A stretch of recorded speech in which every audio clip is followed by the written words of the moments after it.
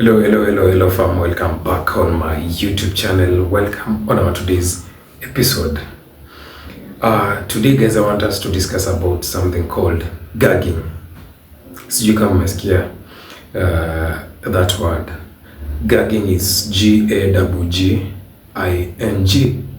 Now gagging imekuwa confuse so many mothers or most of you na kitu inaitwa choking. Sitasema today we are going to differentiate between gagging and the choking part. No, the next video will be educating us on how to differentiate between gagging and choking. So today we are only going to discuss about gagging itself. I have said G-I-G-G-I-N-G so that I may educate most of you who don't know how to differentiate between gagging and choking. So today let's discuss about gagging, and welcome on our today's video. If you're on my channel for the first time, my good name is Ken and I am a nutritionist by profession, but now YouTube lets me share my knowledge to you and the world, and because of that guys, I am grateful. So subscribe and stick around. Without wasting much time, let's get into it. Now, gagging. First thing, we are going to differentiate what gagging is. And gagging, I would say, it is a sign that your baby is protecting their airwaves. It is a sign that your baby is protecting their airwaves. That's by clearing food from the back of their mouth. I have said it is a sign that your baby is protecting their airwaves, and that's by clearing food from the back of their mouths. Sijui kama umeelewa. So unapata mtoto ana try to protect their airwaves. Your baby is trying to protect their airwaves. How? By clearing food from the back of their mouth.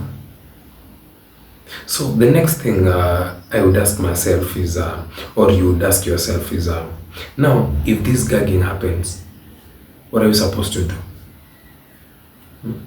If this gagging happens kwa mtoto wako, what are you supposed to do? I would say what you're supposed to do is amsha mtoto kama amelikuwa amelala, or maybe alikuwa na breastfeed, and sit them in an upright position.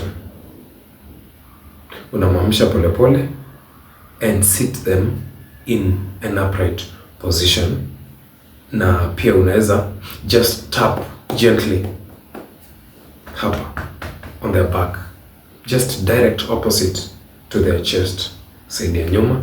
You just tap them gently, itawasaidia. So the first thing, you just sit them in an upright position, and then you tap them at the back. Hiyo pia inaweza wasaidia. The next thing we will ask ourselves is, why does gagging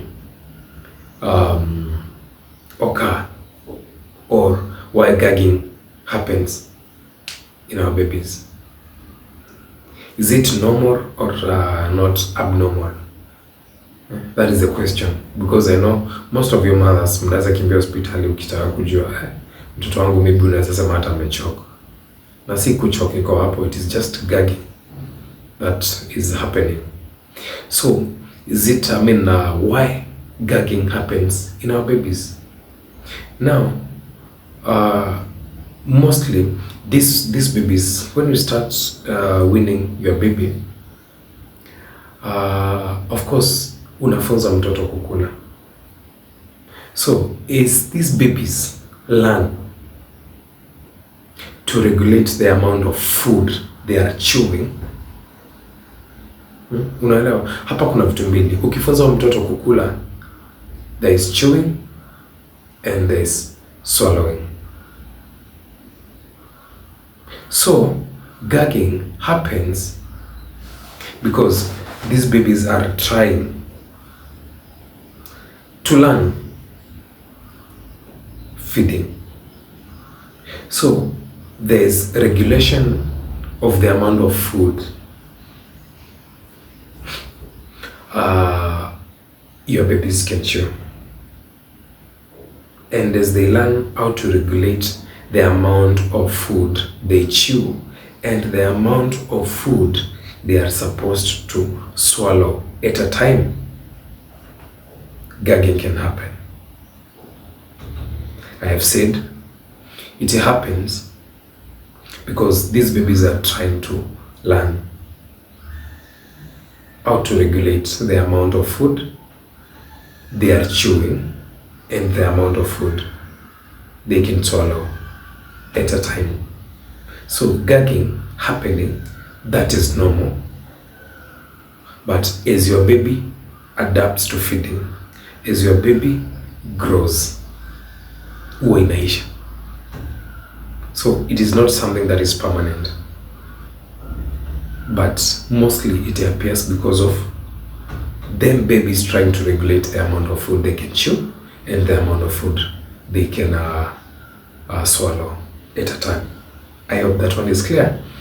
Now, the next thing I would, someone would wonder is, let me see, nilikuwa nimenote mahali ndio maybe I don't forget on the important things I should educate you guys. So the next thing someone would wonder is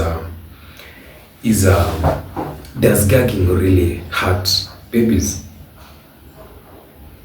Yeah? Does it really hurt babies?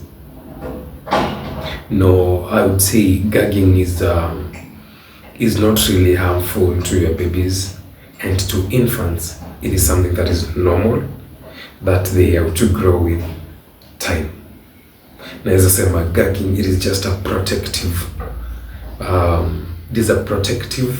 response.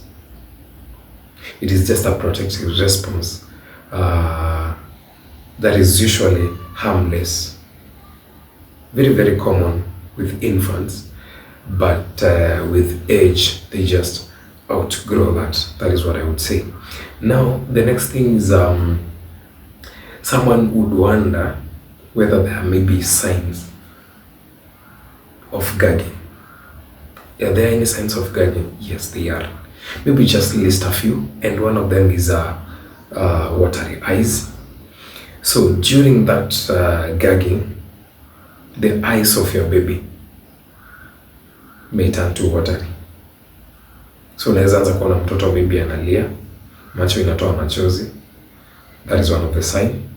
The next sign is coughing may also be involved.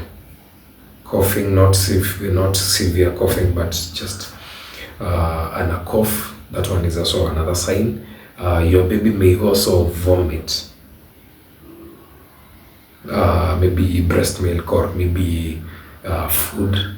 Vomiting is also another sign. Maybe even spitting it up. Anaweza spit chakula, that's normal. It is also another sign. Na pia kuna kuanga na some weird gagging sounds. Sio kama choking. Unajua choking, it's silent.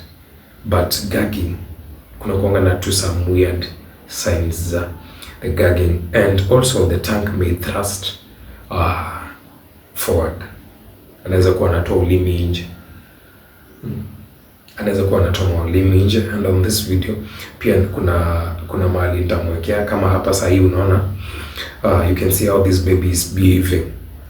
Ulimi imetoka nje, you can just see ulimi imetoka nje, that is gagging. Unaweza ona pia, unaona macho pia akona watery eyes. Unaona pia anaweza ana cough, anatoa chakula, the spitting it up or even the vomiting.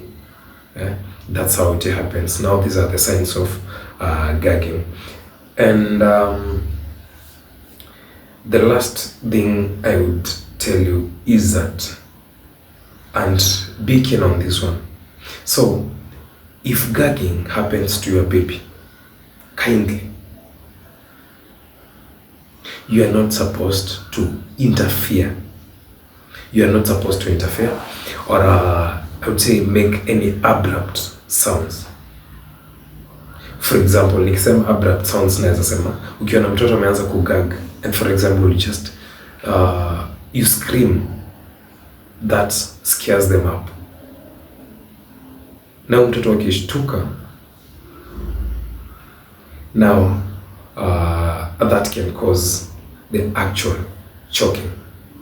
So kindly, if you see your baby gagging, vile tulisema, sit them up and try to, ni kama una pap mtoto but una tap gently hapo nyuma kwa mgongo, but ile ku just screaming, that one is wrong and it may scare them up, hence causing the actual choking. So guys, I hope this video has been of help to you who may try to understand what gagging is. So the next video I'll do, it will be about the difference between gagging and choking, so that you may be ukuerada uelewe how to differentiate these things, because these are common things kwa lifetime ya mtoto and you might experience them. But we will discuss about the difference between choking and gagging in our next video, which is not long from now. These days, guys, I am posting 2 to 3 videos in a week. 2 to 3 videos in a week. So you better stay tuned. And if you have not yet subscribed to the channel, guys, kindly consider hitting the subscribe button and let's grow together. So if this video has been of help to you guys, kindly just forward it to your friend and tell them to watch and subscribe to the channel. Stay tuned and stick around. Thanks for watching and thanks for supporting this channel. Let's meet in the next video.